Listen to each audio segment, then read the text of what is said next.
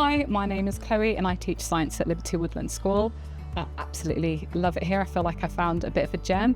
In the past, I've taught university, I taught zoology with an impact on science as well. I also did a bit of like the veterinary medicine side. And I've taught at different schools across London when I was doing my training. And coming here, just the way the setting is, the way the IB reaches out to the students, I think is just very rare, phenomenal.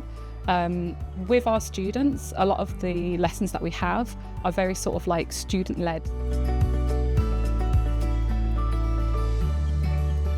If it's that sort of traditional setting where you're just giving them the facts and saying, right, this is how it's done, and this is what you need to do, and this is what's expected, they almost kind of learn to regurgitate the information.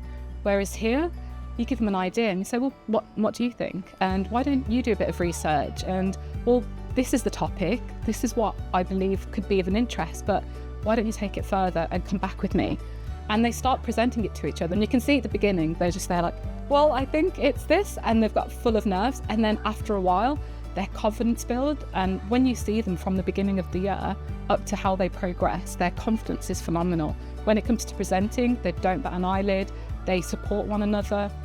And it also gives them, again, back to that sort of critical thinking, they then have the opportunity where they've taken it further, and because it's something they're interested in, they really delve deeper. One of the beautiful things about this school as well is how much trust we can have in the kids. We've got such a fantastic relationship where there's such mutual respect that I have no fear in giving just the method to one of my students and saying, right, this is your team, you're leading your team. I'm going to be hovering around, but it's now on you to carry out this scientific experiment. I don't know anywhere else, especially in a school setting, that is like this. I mean, Ivy Lodge alone, it does not feel like a school. It feels like a bit of a swanky hotel where learning takes place, which I think is really special.